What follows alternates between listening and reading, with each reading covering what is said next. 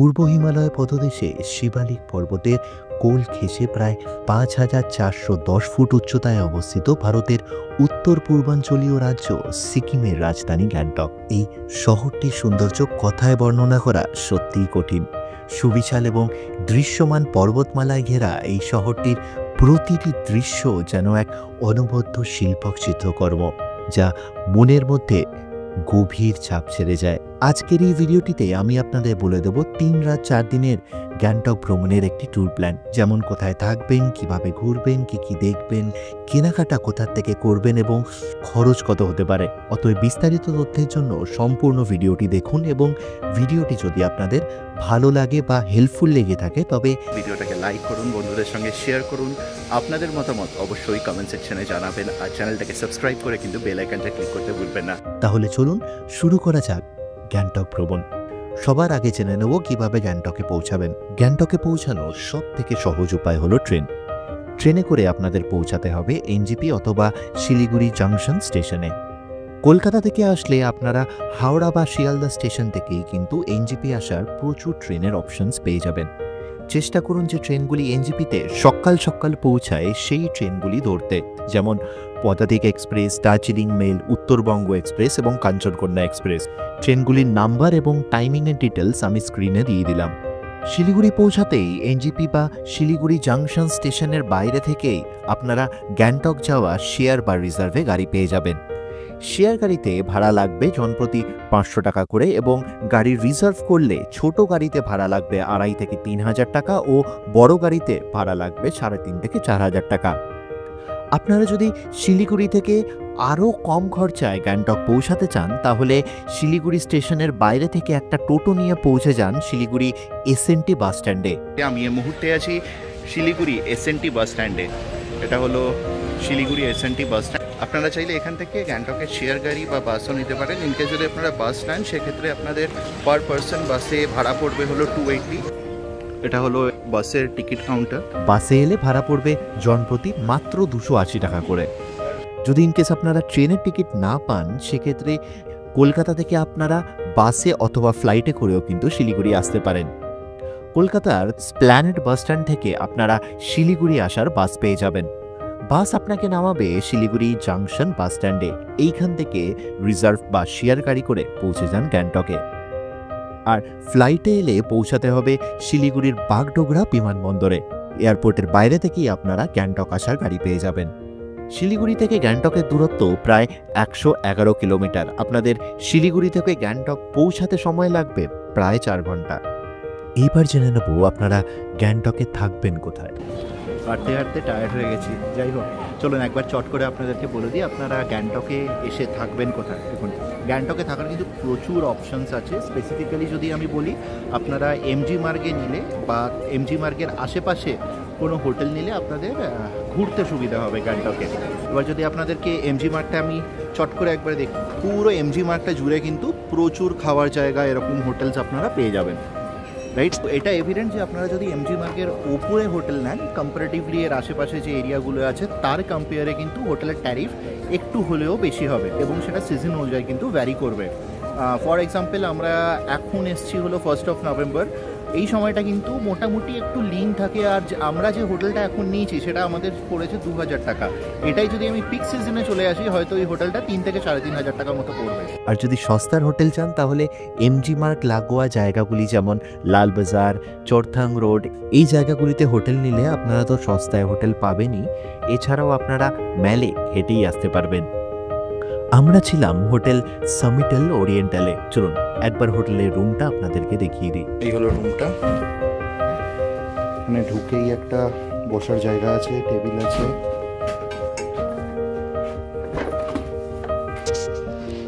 Fan দেওয়া আছে। বুঝতেই পারছেন গ্যাংটকে কীরকম গরম পড়ে আজকাল। এখানে টি কফি সব সরঞ্জাম দেওয়া আছে, টিভি। বেডটা বেশ বড়ই না, বেশ বড় বেডটা। সাইড টেবিল, এখানে দুটো প্লাগ পয়েন্ট আছে ইনফ্যাক্ট। আর ঠিক এই জানলাটা খুললেই পুরো এমজি মার্গটা আপনার চোখের সামনে। এখানে একটা কাবার্ড আছে, সেফ দেওয়া আছে কাবার্ডের মধ্যে।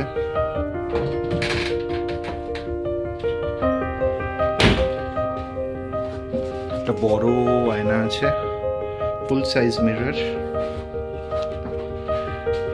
ভালোভাবে ড্রেস আপ করে আপনারা নিজেদেরকে দেখতে পারবেন। এই দেখুন এখান থেকে রুমটা, এটা হলো ওয়াশরুম। কম্প্যাক্ট, ছোট কিন্তু নিট অ্যান্ড ক্লিন। রুমটাতে আমাদের ভাড়া পড়েছে 2000 টাকা ইনক্লুডিং ট্যাক্সেস। এছাড়াও আমি কিছু হোটেলের কন্ট্যাক্ট ডিটেলস আমার ডেসক্রিপশন বক্সে দিয়ে দেবো, আপনারা চাইলে সেগুলোকে রেফার করে হোটেল বুক করে নিতে পারেন। এবার জেনে নেব আপনারা গ্যাংটকে কি কি দেখে নেবেন এবং সাইট সিনটা কিভাবে প্ল্যান করবেন।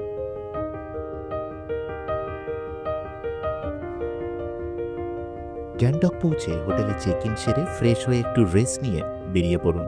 ঘুরে দেখে নিন গ্যাংটকের এমজি মার্গ। দুপুরের খাবারটা আপনারা এইখানকার কোনো এক রেস্তোরাঁ থেকেই সেরে নিতে পারেন। এদিন এমজি মার্গে ঘুরতে ঘুরতে পরদিন সাইট সিনের গাড়িটা বুক করে দিন। এর পরদিন আপনারা গ্যাংটকের লোকাল সাইট সিন করবেন। চলুন তাহলে এক ঝলকে দেখে নেওয়া যাক এর পরদিন আপনারা কি কি সাইট সিন করবেন। আপনারা গ্যাংটকের লোকাল সাইট সিনে মোট 10টি জায়গা দেখে নেবেন।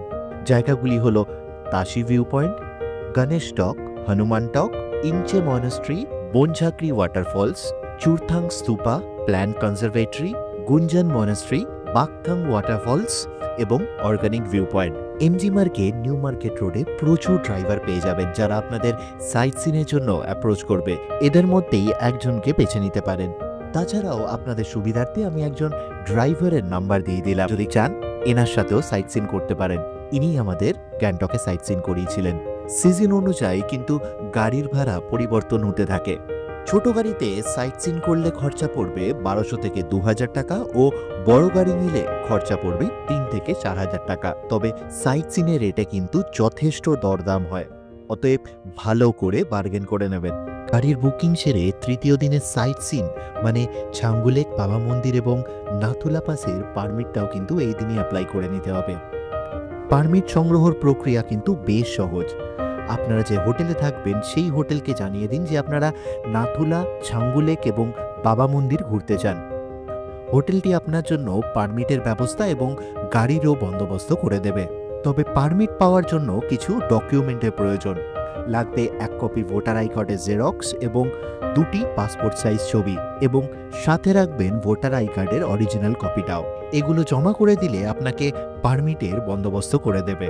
এছাড়াও আপনারা এমজি মার্গের ওপরে যে ট্রাভেল এজেন্সিগুলো আছে এনাদের মাধ্যমেও কিন্তু পারমিট সংগ্রহ করে নিতে পারবেন। এই এজেন্সিগুলো পারমিট এবং গাড়ির বন্দোবস্ত করে দেয়। যদি প্রথম দিনই এই কাজগুলি সেরে ফেলেন তাহলে পরের দিকে কোনো সমস্যা বা তাড়াহুড়ো থাকবে না। এরপর ফিরে আসুন হোটেলে এবং একটু বিশ্রাম নিয়ে সন্ধেবেলা বেরিয়ে পড়ুন এমজি মার্গে। এখন বেরিয়েছি, এখন দেখছি মেলে বেশ ভিড় হয়ে গেছে। সকালবেলাও এসেছিলাম, সকালবেলাও এত ভিড় ছিল না, কিন্তু একটা জিনিস আমার চোখে পড়ছে, যেটা পর্যটকদের সংখ্যা কিন্তু তুলনামূলকভাবে অনেকটাই কম। এখন যে ভিড়টা আছে মোটামুটি মানে লোকালসদেরই ভিড়টা বেশি, বাট আসার জন্য কিন্তু এটা একদম সেরা সময়। হালকা ঠান্ডা, সেরকমভাবে একটা ঠান্ডাও নেই, ফুরফুরে একটা হাওয়া চলছে। ঘুরতে আপনাদের বেশ লাগবে এই সময়টাতে। গ্যাংটকের প্রাণকেন্দ্র এমজি মার্গ সন্ধেবেলা সেজে ওঠে রং বেরঙিন আলোর পাহাড়ে। এ যেন এক অভিনব রঙের খেলা। বিকেল থেকে সন্ধে পর্যন্ত এই জায়গাটির চমৎকার পরিবেশ আপনাকে মুগ্ধ করতে বাধ্য।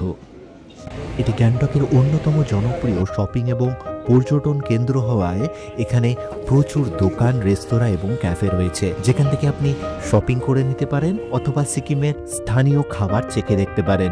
আর যদি হাঁটতে হাঁটতে ক্লান্তি অনুভব করেন তবে এইখানকার বেঞ্চগুলিতে বসে চারিপাশের পরিবেশ উপভোগ করতে পারেন। গুড মর্নিং, সুপ্রভাত। আজকে গ্যাংটক ভ্রমণের দ্বিতীয় দিন, পেছনে মিলি। সো আজ আমাদের প্ল্যান হলো আমরা সাইট সিন করবো। এবার সাইট সিনে আমরা নিজেদের মধ্যেও কিছু পয়েন্টস কাস্টমাইজ করে নিয়েছি। নর্মালি সাইট সিনে এখানে 3 point, 7 point, 10 points, mix points থাকে।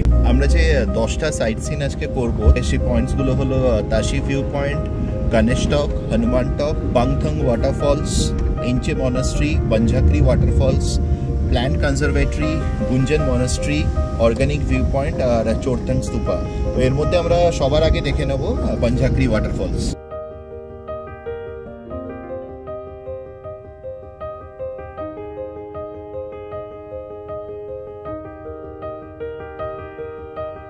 এখানে টিকিট কাউন্টার আছে, এখান থেকে টিকিট নিতে লাগবে। দেখি টিকিটের দাম কত। এন্ট্রি চার্জেস হলো 100 per person। টিকিট নিয়ে নিয়েছি, সামনে ওখানে গিয়ে গাড়িটা দাঁড়িয়েছে। সকাল থেকে পেটে কিছু দানাবানি পড়েনি, এখন ব্রেকফাস্ট করতে এসেছি আমরা। 3-4টে দোকান আছে এই বাঞ্জাকরি ওয়াটারফলসের আশেপাশে, দোকানগুলো আছে। আর এটা হলো পার্কিংটা, কালারটা খুব সুন্দর চায়।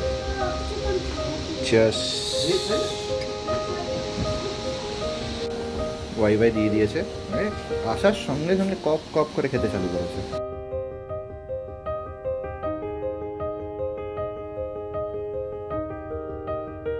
ওয়াইফাইটা ফাটাফাটি বানিয়েছিল না? রাস্তাটা দিয়ে ওপরে যেতে হবে আমাদেরকে। হ্যাঁ, এটা যেখানকার স্পেশালিটি। It's out of love. উপরটাতে আমাদেরকে এখন উঠতে হবে। এখানে এলে বিভিন্ন ধরনের অ্যাক্টিভিটিস করতে পারে। উপরে যাই, তারপরে আপনাদেরকে দেখাচ্ছি। ক্যাফে মতো আছে উপরে।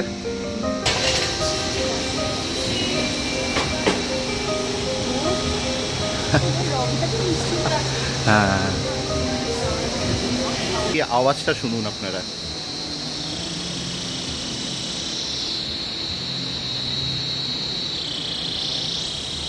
জানুন না, এমনি হলো ওয়াটারফলস যাওয়ার রাস্তা। এখানে একটা ডিরেকশন দেওয়া আছে, এখান থেকে আমাদেরকে এখন উপরে উঠতে হবে। আমার বাঁ দিক দিয়ে ওয়াটারফলসের ওই জলটাই নিচে নামছে, এই ফলসটাই আমরা ওখান থেকে দেখতে পাচ্ছিলাম।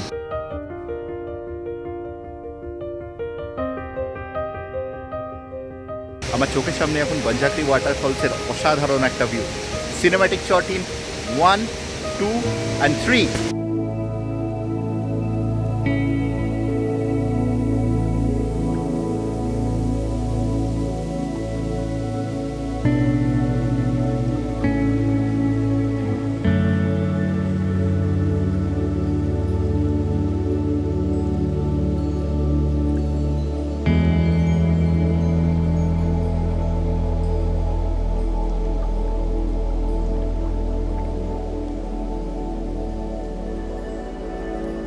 থেকে বেরিয়ে যাবো। আমরা যখন এসেছিলাম তখন মোটামুটি ফাঁকা ছিল, এবার এই অ্যাক্টিভিটিসগুলো কিন্তু তখন স্টার্ট হয়নি, এর সব অ্যাক্টিভিটিসগুলো চালু হয়েছে। বাঞ্জাকরি ওয়াটারফলস খুব ভালো লেগেছে। বনঝাঁকরির পর এবার আমরা দেখে নেব চোরথেন স্তূপা। বনঝাঁকরি থেকে চোরথেন স্তূপা হলো মোটামুটি 7 কিলোমিটার। আর এখন আমরা চোরথেন স্তূপার রাস্তাতেই আছি। সামনে এটা হলো দেওরালি বাজার।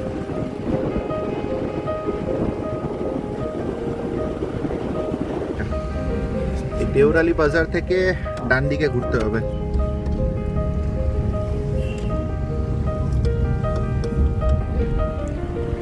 এই উপরে হলো রোপওয়ে। রোপওয়েতে আমরা একটু পরে আসবো, আমরা ফেরার রাস্তায় রোপওয়েটা করব। আগে আমরা চোরথেন স্তূপাটা করে নেব।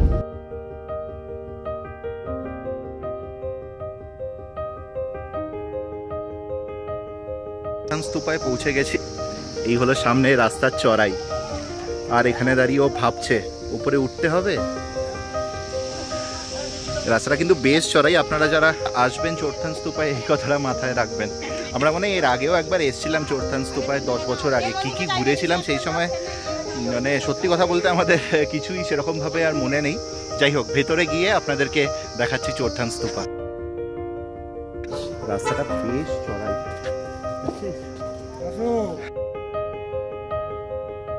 পিছনে যে স্তূপাটি দেখছেন, এই স্তূপাটির উচ্চতা হলো 50 ফুট। স্তূপাটি কিন্তু দোরদ্রুল চোরথেন নামেও পরিচিত।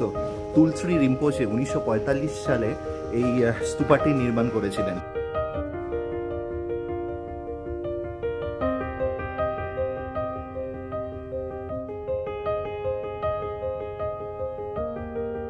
চোরথেন স্তূপার খানিকটা আগেই হলো ন্যাশনাল ইনস্টিটিউট অফ টিবেটোলজি।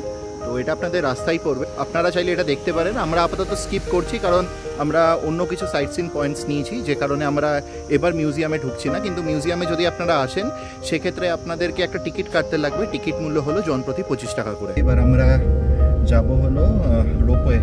রোপওয়েটা আসার পথেই পড়েছে। আপনাদের যেরকম বললাম, আমরা আগে চোরথেন দেখে নিলাম, পরে রোপওয়ে যাচ্ছে। আপনারা উল্টোটাও চাইলে করতে পারেন।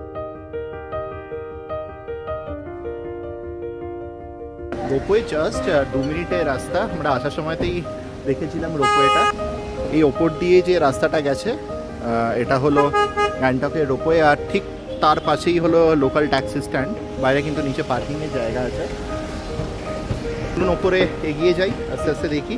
যদিও এবার রোপওয়েতে ওঠার কোনো প্ল্যান নেই, তো আপনাদেরকে যাবতীয় যা যা তথ্য রোপওয়ে রিলেটেড সেগুলো আপনাদের সঙ্গে আমি শেয়ার করে দেবো। রেটটা দেওয়া আছে হ্যান্ডিক্যাপসদের জন্য free, up to 3 years free, 3 to 5 years 77 টাকা, অ্যাবাভ 5 বছর 146 টাকা, প্লাস 5% জিএসটি। এই রোপওয়ে সিটিং এরিয়াটা। আর আপনারা যদি প্রথমবার এসে থাকেন গ্যাংটক, অবশ্যই রোপওয়ে রাইড ট্রাই করুন। রোপওয়েতে আমরা বেশিক্ষণ সময় দিলাম না, আপনাদেরকে বললামই তার দুটো কারণ। এক তো এর আগে যখন এসেছিলাম তখনও রোপওয়ে রাইড নিয়েছি, এবং দার্জিলিংয়েও আমরা রোপওয়ে রাইড নিয়েছি। আর এখানে কিন্তু সার্ভিস আর অ্যাভেলেবিলিটি দুটোই আমার একটু কম লাগলো, কারণ ভালো লম্বা লাইন ছিল ওপরে এবং সময় লাগতো, অনেকটা সময় বেরিয়ে যেত রাদার রোপওয়ে রাইডটা করলে। তো আমরা এখন বেরিয়ে পড়েছি ইঞ্চে মনাস্ট্রির উদ্দেশ্যে।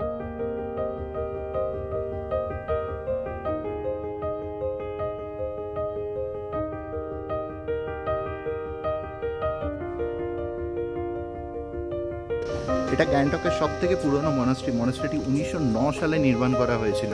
ইঞ্চে মনাস্ট্রিতে ঢোকার জন্য কিন্তু আপনাদের টিকিট লাগবে। টিকিট মূল্য হলো জনপ্রতি 20 টাকা করে। মনাস্ট্রিটা ঢুকেই এই বাঁদিকে কিছু সুভিনিয়ার শপ আছে, খাওয়া দাওয়া করার জায়গা আছে এখানে।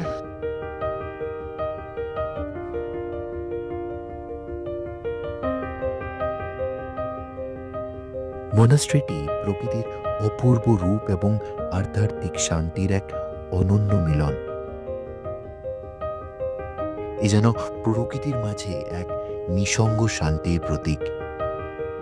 আর ঠিক এই কারণেই এখানকার পরিবেশ এক অনন্য অনুভূতির সৃষ্টি করে। আমরা বেরিয়ে পড়ছি হনুমান টকের উদ্দেশ্যে। কিतना টাইম लगेगा? 3.5 घंटा। 3.5 किलोमीटर। 3.5 किलोमीटर मैं डर गया था। এখান থেকে 3.5 কিলোমিটার হলো হনুমান টক। ওখান থেকে খুব ভালো অ্যাকচুয়ালি ভিউ পাওয়া যায়। রাস্তা কিন্তু প্রচণ্ড চড়াই, দেখুন সাংঘাতিক চড়াই রাস্তা।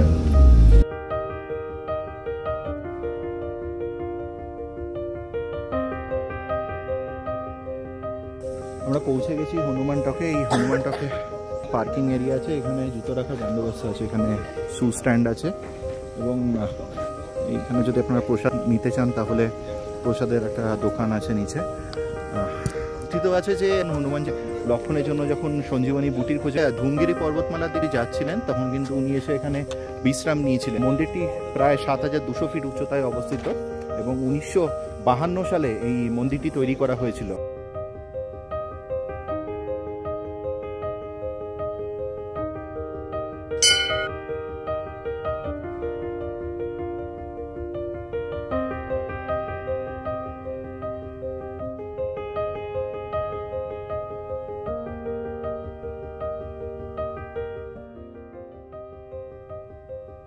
অনেক ক্লিয়ারলি কিন্তু এই মন্দিরটা থেকে কাঞ্চনজঙ্ঘার একটা দুর্ধর্ষ ভিজিবিলিটি পাওয়া যায়। এই জায়গাটা থেকে কিন্তু ধরা দেয় কাঞ্চনজঙ্ঘা, কিন্তু আমাদের ভাগ্য খারাপ, আকাশ মেঘলা, তো আমরা কাঞ্চনজঙ্ঘা দর্শন তো পেলাম না। হনুমানটাক থেকে রওনা দিলাম।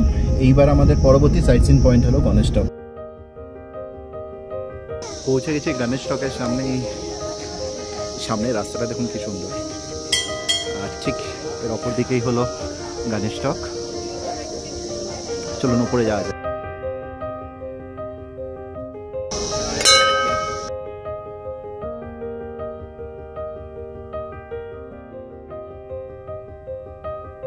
এখান থেকেও কিন্তু খুব একটা সুন্দর কাঞ্চনজঙ্ঘার ভিউ পাওয়া যায় গণেশ টক থেকে। এই সাইডটা দেখুন কি সুন্দর লাগছে দেখতে। এই দিকটা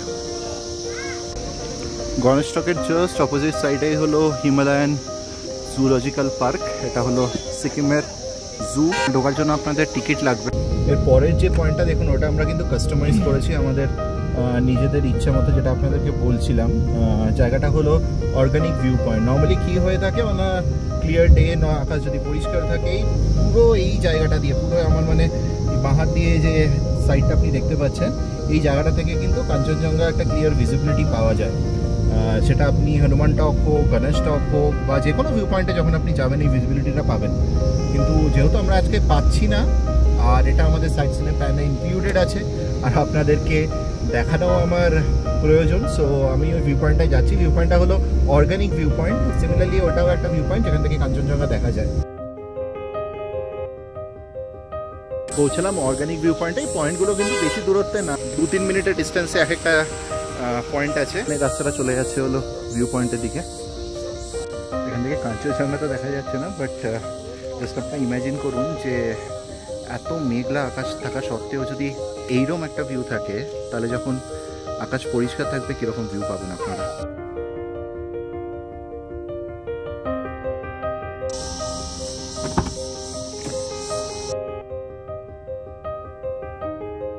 অর্গানিক ভিউ পয়েন্টের পর এসেছি আমরা প্ল্যান্ট কনজারভেটরি। প্ল্যান্ট কনজারভেটরিতে ঢোকার জন্য কিন্তু আপনাদের টিকিট কাটতে লাগবে। টিকিট মূল্য হলো জনপ্রতি 30 টাকা করে।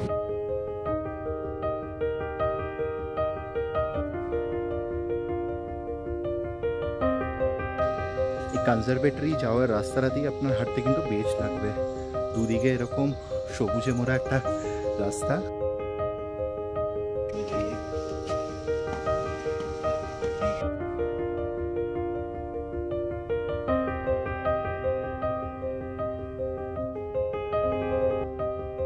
প্ল্যান্ট কনজারভেটরি পরে আমরা দেখে নেব তাশি ভিউ পয়েন্ট।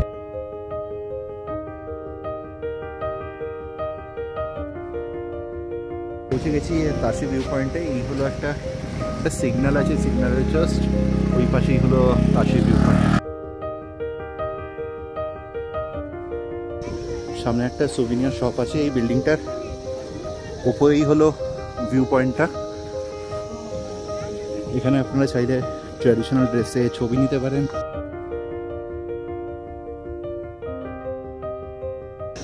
আজও তো এখান থেকে সেরকমভাবে একটা ভিজিবিলিটি পাচ্ছি না, অতএব এখানে বেশিক্ষণ সময় কাটিয়ে লাভ নেই। এমনিও ওয়েদারের কন্ডিশন ভালো না, যখন তখন বৃষ্টি নেমেই যেতে পারে। তো আমরা মুভ করে যাবো আমাদের পরবর্তী গন্তব্যে। আমাদের পরবর্তী গন্তব্য হল গঞ্জং মনাস্ট্রি। চলে এসেছি আমাদের পরবর্তী সাইট সিইং পয়েন্ট গঞ্জং মনাস্ট্রিতে।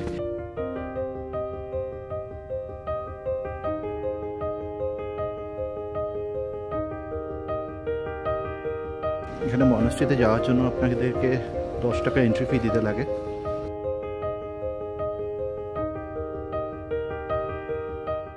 একদম শান্ত, কোলাহল মুক্ত একটা জায়গা। এই সাইলেন্সটা আপনারা ফিল করুন।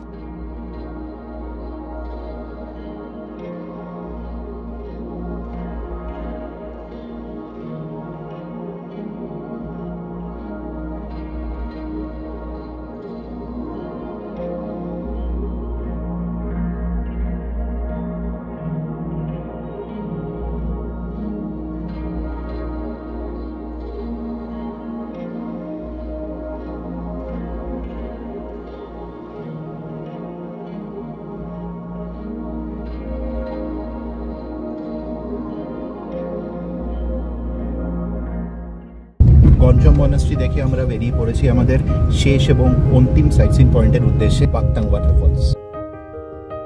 হঠাৎ করে এসে পৌঁছে গেলাম পাকতাং ওয়াটারফলসের সামনে। রাস্তার উপরেই ওয়াটারফলসটা অ্যাকচুয়ালি।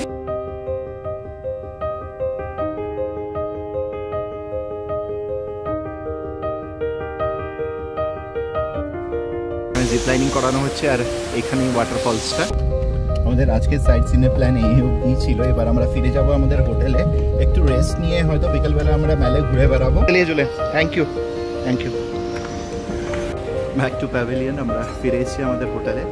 যে আমাদেরকে ঘুরিয়েছে জুলিয়ান, ওর নাম্বার আমি দিয়ে দেবো আপনাদেরকে। খুব ভালোভাবে ঘুরিয়েছে, কিন্তু মানে ইমপেশেন্ট হয়নি। প্রত্যেকটা জায়গাতে আমাদেরকে যথেষ্ট সময় দিয়েছে। এরপর সেদিন গ্যাংটক ফিরে একটু হোটেলে রেস্ট নিয়ে বাকি সময়টা কাটিয়ে দিতে পারেন ইঞ্জিমার্গে। তৃতীয় দিন, এদিন আপনারা ছাঙ্গু লেক, নাথুলা পাস ও বাবা মন্দির ঘুরে নেবেন। আপনার বুক করা গাড়িতে বেরিয়ে পড়ুন। এদিন আপনারা প্রথমে দেখে নেবেন নাথুলা পাস। একটা কথা মাথায় রাখবেন, নাথুলা পাসে কিন্তু ছোট গাড়ি যায় না। আপনাকে সেরথাং থেকে বড় গাড়ি নিয়ে যেতে হবে নাথুলা পাসে, এবং তার জন্য অতিরিক্ত খরচ হবে 2000 টাকা। তাই এই খরচা এড়াতে গ্যাংটক থেকেই বড় গাড়ি নিয়ে নেওয়া ভালো। এর আগের দিনের করা পারমিট চেকপোস্টে প্রবেশের সময় দেখাতে হবে। ভোটার আইডি কার্ডের অরিজিনাল কপিটা সাথে রাখবেন। মনে রাখবেন, সিকিমে কিন্তু ভোটার আইডি কার্ডই আপনার একমাত্র পরিচয়পত্র হিসাবে গ্রহণযোগ্য। এই যাত্রায় পথে আপনারা ব্রেকফাস্ট বা লাঞ্চ সেরে নিতে পারেন 15 মাইল থেকে। এছাড়াও এইখান থেকে জ্যাকেট নিতে পারেন 300 টাকা ভাড়ায় এবং আইস বুট নিতে পারেন 100 টাকা ভাড়ায়। মনে রাখবেন, নাথুলা পাস কিন্তু সোমবার ও মঙ্গলবার দিন বন্ধ থাকে। নাথুলা পাসের অবস্থান প্রায় 14,200 ফুট উচ্চতায়, যা সিকিমের অন্যতম উচ্চস্থান। আর এই কারণেই এই জায়গাগুলিতে বিশেষ সতর্কতা অবলম্বন করা ভালো।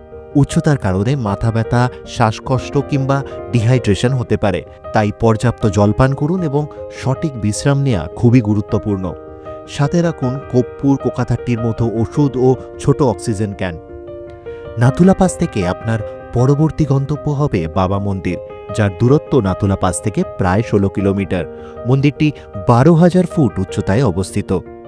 এটি ভারত সেনা শহীদ হরভজন সিং এর স্মৃতির উদ্দেশ্যে নির্মিত করা একটি বিশেষ মন্দির।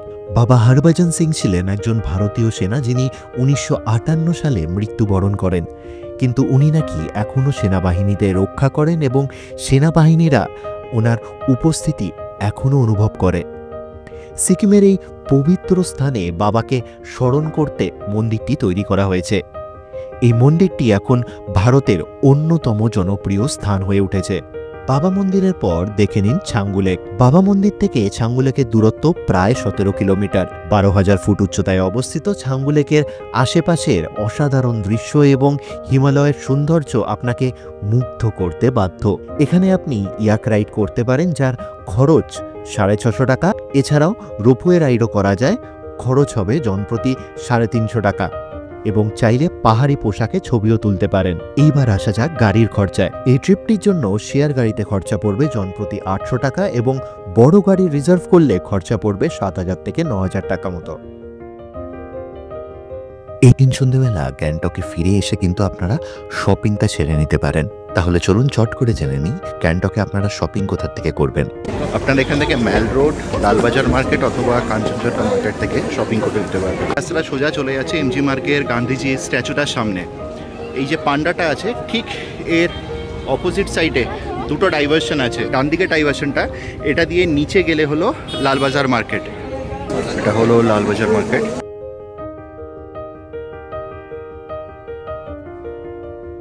ম্যাল রোডের কম্পেয়ারে কিন্তু এখানে বা কাঞ্চনজঙ্ঘা মার্কেটে জিনিসপত্রের দাম একটুখানি কম হলো। এই সামনের রাস্তা দিয়ে নিচে গেলে লালবাজার চকটা আসবে। ওই ওপর থেকে ম্যাল রোডটা নেমে আসছে নিচে, এটা পুরোটা লালবাজার মার্কেট। এই সামনে হলো এই লালবাজার চকটা। এছাড়াও আপনারা চলে আসতে পারেন কাঞ্চনজঙ্ঘা মার্কেট, যেখান থেকে কিন্তু স্থানীয় বাসিন্দারাও শপিং করে থাকে। এটা হলো লালবাজার কাঞ্চনজঙ্ঘা শপিং কমপ্লেক্স।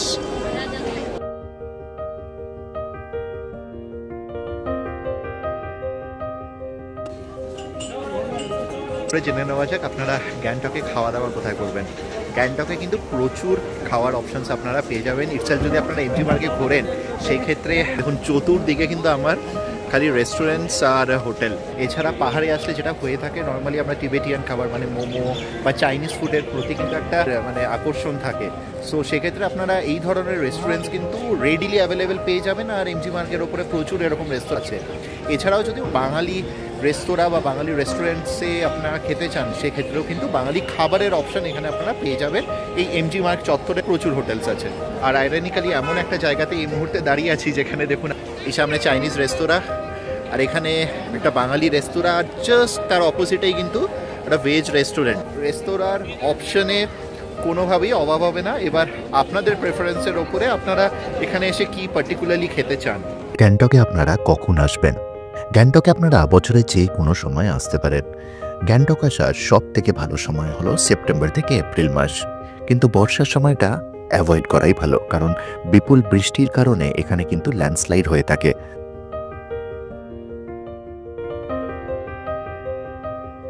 যদি এই গ্যাংটকে 3 নাইট 4 ডেজের ট্যুরটা আপনারা দুজনে মিলে প্ল্যান করেন, তাহলে আপনাদের জনপ্রতি খরচা পড়বে 7 থেকে 7,500 টাকা মতো। যদি গ্যাংটক থেকে শিলিগুড়ি গাড়ি ধরা থাকে, সেক্ষেত্রে আপনাদেরকে পৌঁছাতে হবে গ্যাংটকের ডিওরালি ট্যাক্সি স্ট্যান্ড। এটা হলো গ্যাংটকের দেওরালি ট্যাক্সি স্ট্যান্ড, এখান থেকে কিন্তু আপনারা দার্জিলিং, কার্চিয়ং, কালিম্পং, শিলিগুড়ি এসব জায়গার গাড়ি পেয়ে যাবেন। এছাড়াও এখান থেকে শেয়ার অথবা রিজার্ভ আপনাদের সুবিধা অনুযায়ী আপনারা গাড়ি বুক করে নিতে পারেন। যদি আপনারা শেয়ার গাড়ি ধরেন মানে গ্যাংটক থেকে শিলিগুড়ি, সেক্ষেত্রে আপনাদের জনপ্রতি ভাড়া পড়বে 400 টাকা করে। আশা করি ভিডিওটা আপনাদের ভালো লেগেছে। আর যদি ভিডিওটা ভালো লেগে থাকে ভিডিওটাকে লাইক করুন, বন্ধুদের সঙ্গে শেয়ার করুন, আপনাদের মতামত অবশ্যই কমেন্ট সেকশনে জানাবেন। আর চ্যানেলটাকে সাবস্ক্রাইব করে কিন্তু বেল আইকনটা ক্লিক করতে ভুলবেন না। দেখা হবে পরবর্তী ভিডিওতে। Till then, keep hopping and keep exploring.